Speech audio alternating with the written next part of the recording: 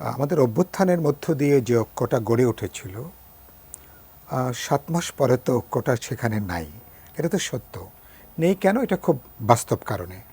যেহেতু আগামী জাতীয় নির্বাচন সামনে, প্রত্যেকে একটা দলীয় এজেন্ডা নিয়ে জোটগত পলিটিক্যাল এজেন্ডা আছে, একটা ভিশন আছে, স্বপ্ন আছে। প্রত্যেকে নির্বাচন করবেন, বিভিন্ন দলগুলো যাবেন। ফলে এখানে তো রাজনৈতিক মতপার্থক্য থাকবে, কিছু ডিবেট থাকবে, পলিমিক্স থাকবে, কিছু নানা ধরনের কিছু কিছু মতপার্থক্য থাকবে। এবং এটা বহুত্ববাদী রাজনৈতিক সমাজে এটাই স্বাভাবিক।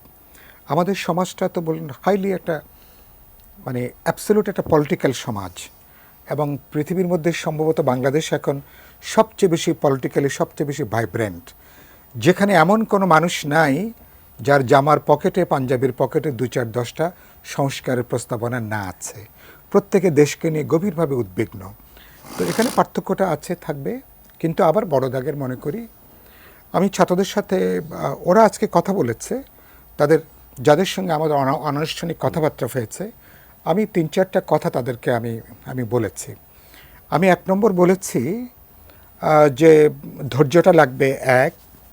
আমি বললাম যে তোমরা যে ঐক্যটা তৈরি করেছিলে, নানা পার্থক্যের পরও ঐক্যের সুতাটা যেন একেবারে ছিঁড়ে না যায় রাজনৈতিক দলগুলোর মধ্যে, এখানে তোমাদেরও একটা ভূমিকা আছে। এই ব্যাপারটা একটু যত্নশীল, একটু দেখা দরকার। আমি বললাম আমার দাদু ছোটকালে বলেছিলেন যে যারা শুরুতেই খুব জোরে দৌড়ায় তারা কিন্তু বেশি পথ তারা কিন্তু যেতে পারে না। ওরা এখন যে দৌড়ছাপ করছে, বললাম যে একটু ধীরে যাওয়া দরকার। আচ্ছা। আর একটা যেটা বলেছিলাম যে এক লাফে হয়তো ছোট একটা হয়তো খাল পার হওয়া সম্ভব, কোনো নদী বা সমুদ্র এক লাফ দিয়ে পার হওয়া সম্ভব না।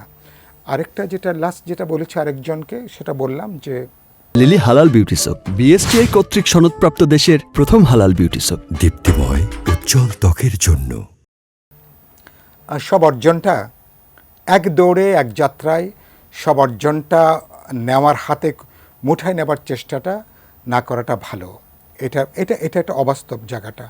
আর রাজনীতিটা এটা T20 অথবা ওয়ানডে ক্রিকেট ম্যাচের মতো না। এটা একটা অনেকটা বলতে পারেন একটা 5 দিনের একটা টেস্ট ম্যাচের মতন। এখানে T20 মাঝে মধ্যে খেলতে হবে, ওয়ানডেও খেলতে হবে, কিন্তু ফাইনালি আপনাকে একটা টেস্ট ম্যাচের জায়গায় আপনাকে যেতে হবে। আমি মনে করি আজকে তারা তাদের বক্তব্য তারা দিয়েছে, এবং তারা যথেষ্ট উষ্ণ ছিল, সবাইকে তারা একটা আতিথেয়তা করার, তারা আন্তরিকভাবে তারা একটু চেষ্টা করেছে। আমি তাদের বক্তব্যটা শোনার চেষ্টা করেছি। কিন্তু যেটা বললেন ফজলু ভাই, যেটা বললেন তাদের বক্তব্যের মধ্যে তো বললেন এমন কিছু প্রশ্ন আছে, এগুলো নিয়ে তো তর্ক বিতর্ক হতেই পারে, এর নিয়ে আমার আপত্তি নেই। কিন্তু আমরা দাঁড়াবো কোথায়? আমরা দাঁড়াবো ন্যূনতম গুরুত্বপূর্ণ স্টেক হোল্ডাররা, পলিটিক্যাল পার্টি, যেখানে আমরা একমত হতে পারি। একমত হবার প্রশ্ন আছে, যেমন একটু আগে আপনি খবরে আপনি দেখাচ্ছিলেন যে ওই যে ডক্টর আলী রিয়াদ যেটা বললেন না, যে সংশোধনী এনেও অধ্যাদেশ দিয়েও সংবিধানের এই সংস্কারটা করা সম্ভব। আমার আইনজ্ঞরা এই কথার জন্য আইনজ্ঞরা দরকার নাই। রাষ্ট্র, রাজনীতি, সাধারণ কাণ্ডজ্ঞান সম্পন্ন, বোধসম্পন্ন মানুষই যথেষ্ট।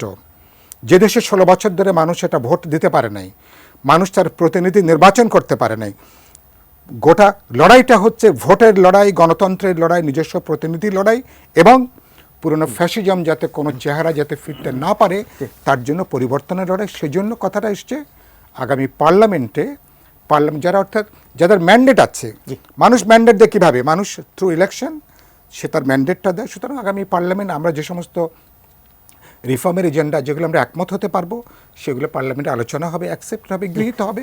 তার ভিত্তিতে আমরা নতুন গণতান্ত্রিক একটা দায়বদ্ধ সংবিধানের জায়গায় আমরা আসতে পারবো।